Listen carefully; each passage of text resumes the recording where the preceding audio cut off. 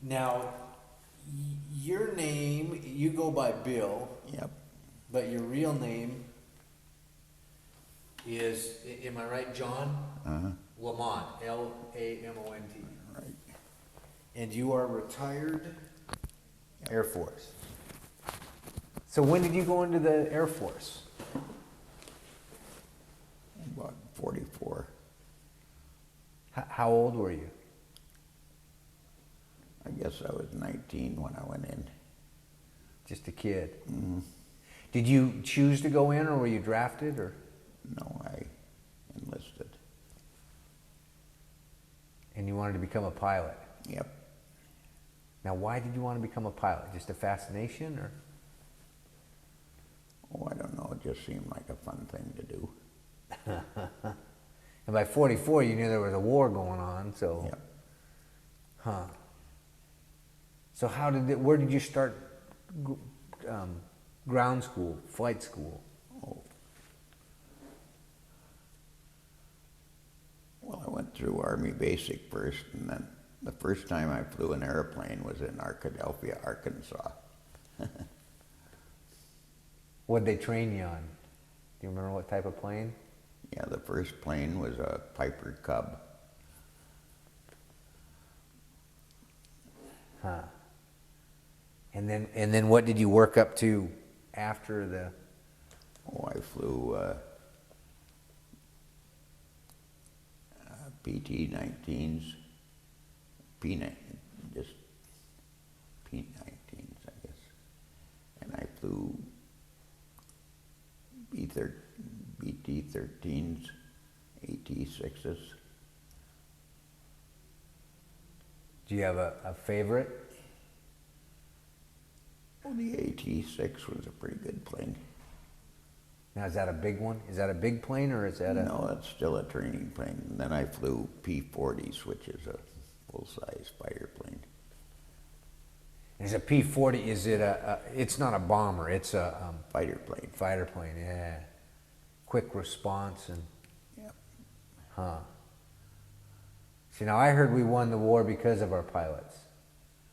Well, I would have to agree with that, I guess. Because I heard that the Japanese, their theory was they didn't care about the pilots.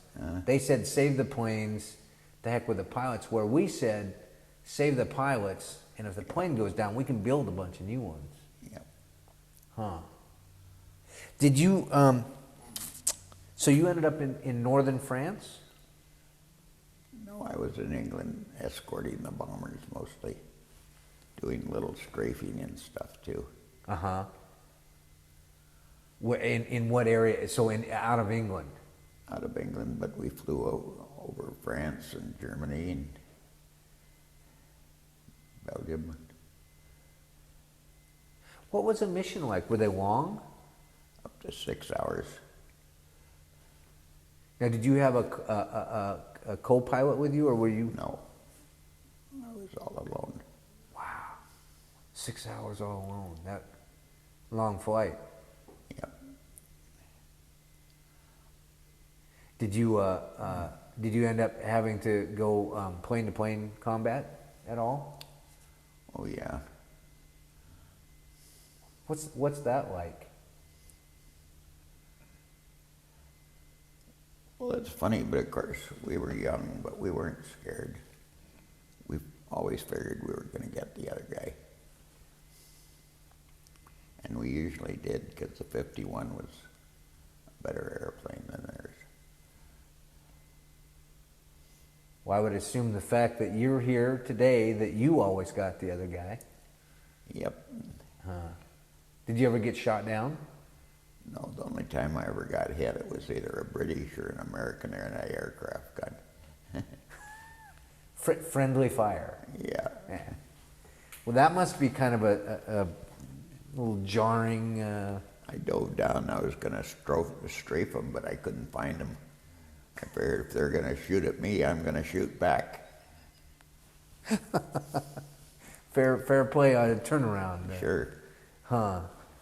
What were our planes good planes? Damn good.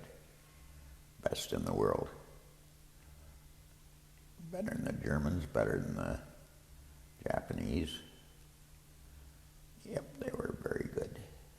So now, when you took off, you would, like a convoy or I'm trying to think, there would be you, some fighter planes, and then our bombers, right? You escorted them? Is that? Well, we were on our field and the bombers were on another field, and we'd join up in the air part way over. Huh. Yeah, mostly we escorted B-17s and Liberators, B-24s. Because they're slow moving point. I mean, they're big, and to where if somebody were to come up, then your job was to. Yeah, our job was to protect them from the German fighters. Did you fly high? Oh yeah, usually about 32, 34,000. Now, I know in the bomber planes, it was cold because they were so high and they didn't have the decompression or whatever to. Well, we were pretty well prepared for that. We had heavy leather jackets and everything. But did you face the same thing? Was it cold? No. We were so busy, I guess we didn't have time to get a bit cold. Huh. Now, what's a strafing mission like? Oh, that's diving down and shooting something on the ground, a railroad train or an automobile or something like that. How did you come in fairly low then? Yes, very low. What could you see? Oh, you could see fine. I mean, you could see the train car or the car or whatever it was that. Yep. Now, who assigned you that when you were flying along? Did one of the captains or something say, "Okay, Bill, go down and"? It was usually the whole squadron if we strafed. Usually on the way back from escorting, after we'd escorted the bombers. Huh. How long did you stay in the service? Oh, not very long, about 4 years was all. So you did the war and then. Uh-huh. Did you fly after the war at all? Yeah, a little. Flew a Grumman Widgeon up to Alaska for a while. Now, somebody told me that the pilots were kind of the studs of the war. You get out in your uniform. Well, that's true. We all wanted a white silk scarf made out of a parachute and stuff. And that was pretty impressive, huh? Yeah. Huh. What was your least favorite part of being in the service? Being away from home. Were you married? Yes. Married just before I went overseas. And I still am, the same wife. Is that right? Uh-huh. We've been married 57 years. 57? Uh-huh. Well, congratulations. Did you have children too while you were in the service, or was it just your wife? Not while I was in the service, but since then we've had 2 children, a boy and a girl. So did you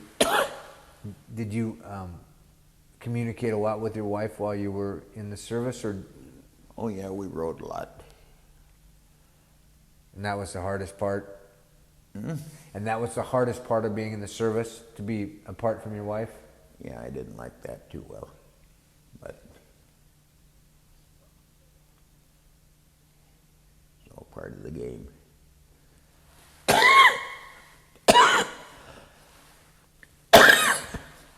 Well, I've got 2 more questions. Mm-hmm. Are you proud of your time? Yes. Are you patriotic? I mean, Very. what do you think, or what would you like the message to be that you would like to leave for future generations, kids that aren't even born yet? Well, it's certainly not original, but war is about the stupidest thing in the world. Kills off our youngest and finest young men. Nobody wins a war. Both sides are hurt. Did you, and I would assume being a pilot, you must have lost a lot of friends, or I guess buddies. Some, but our losses were pretty light. We were too good for the Germans. Huh. Because I know the movies you see a lot of planes shot down, but then again a lot of people survive the... Oh, sure. I can only think of 3 or 4 fellas that were shot down that I knew well. Do you stay in touch with any of the people that you served with? Nope, it's been too long now. When you were done with the war, you were done with the war? Was Yep. that? Yeah. Huh. I figure 1 war per lifetime is plenty. Now you have children? Yes. Did any of your children end up in the service? Nope. Sounds like you might have advised them against that. No, not specifically, but they were too young for Vietnam and some of those deals. Huh.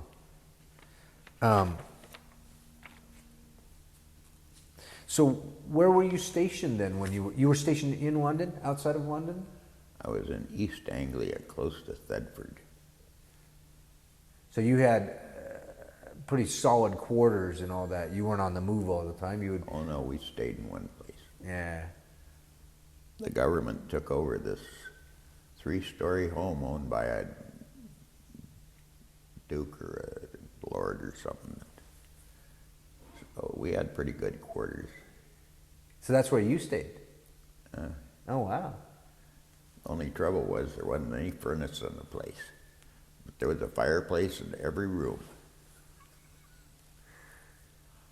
Was there any wood or coal to burn in that fireplace? Oh yeah. We used to go out and steal coal off where it had fall off the railroad trains next to the tracks. But we managed to get enough fuel. Did you have any free time, or were you too busy fighting? Oh yeah.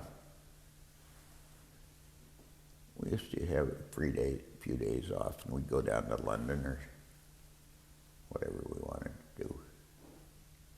So when you went to London, was the city operating just like normal, or were you still very aware there was a war going on? Well, it was still more or less normal. Of course, we used to go to a lot of the black market places, which were down in the basements, and where we could get a steak or something. So steak was black market. Mm-hmm. Where'd they get their beef from? Was it English beef, or was it? Yeah, it was English. Huh? Was it any good? Yeah, it was all right. What? Do you remember how expensive a steak was on the black market? No, I don't. But I do have a lot of admiration for the English people.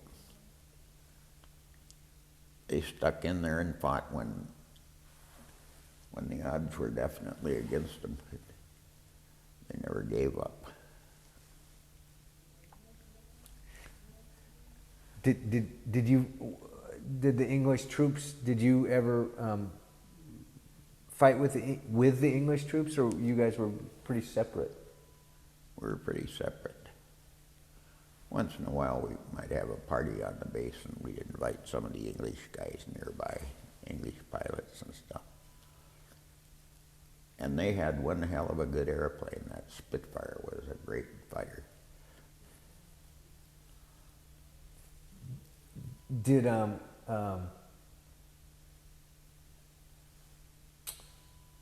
was thinking about the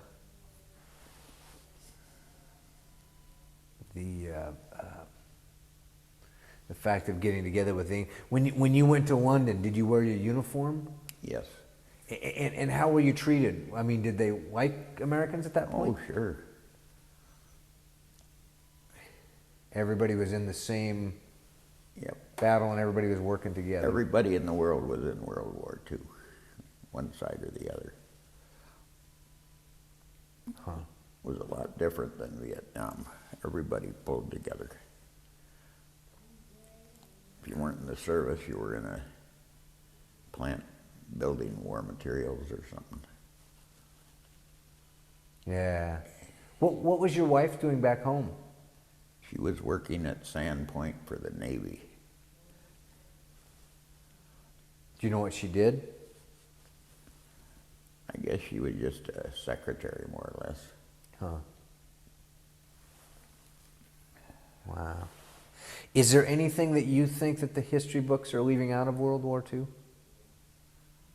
No, not particularly. There were some pretty horrible things in World War II. Like all the Jews that were killed and everything.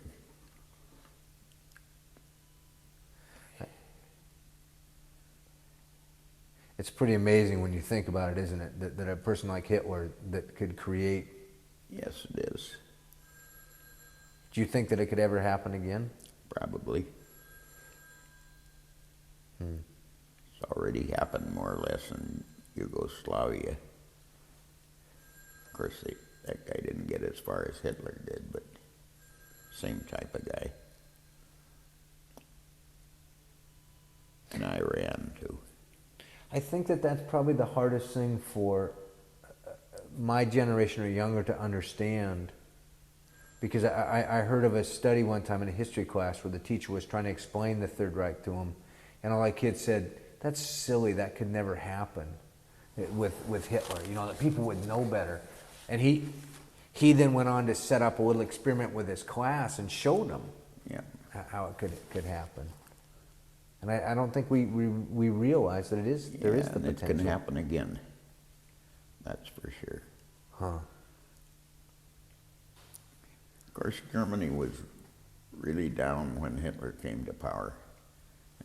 And he said he was going to make everything Jim Dandy again. And of course, he made it a lot worse. But he sold the people with all his lies. But now America had been pretty down too. I mean, we'd just been through the Depression and all that, but yet, you know, we had some promises made to us, but a whole still a different thing. I mean, Yeah, we're still a free society.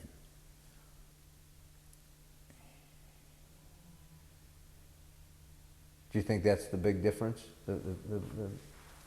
Primarily, probably.